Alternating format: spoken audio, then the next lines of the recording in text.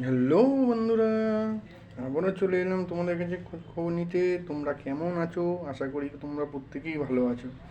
এটাই আশা করি। আজকে 9 ফেব্রুয়ারি সোমবার, কী কী বাজার করলাম তোমাদেরকে দেখাবো, দেখতে থাকো।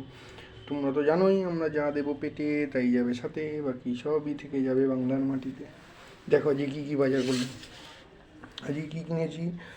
সবজির মধ্যে শুধু আলু কিনেছি, মটরশুঁটি কিনেছি, বাঁধাকপি কিনেছি। 3 রকম। আলু তো জানোই 15 টাকা কেজি, মটরশুঁটি নিয়েছে 20 টাকা কেজি, বাঁধাকপি নিয়েছে 20 টাকা কেজি। এই হচ্ছে আজকে সবজির মধ্যে কিনেছি, আলু, মটরশুঁটি, বাঁধাকপি। আর কি কিনেছি? যে দেশি হাঁসের ডিম পাইনি, পোলট্রির ডিম।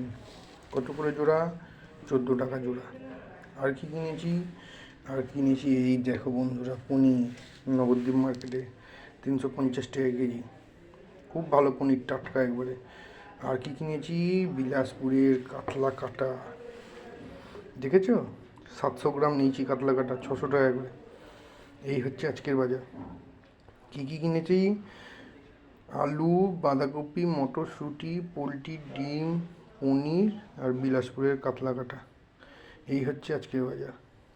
দেখো বন্ধুরা কেমন হয়েছে। এই দিয়ে আজকে হবে সোমবার।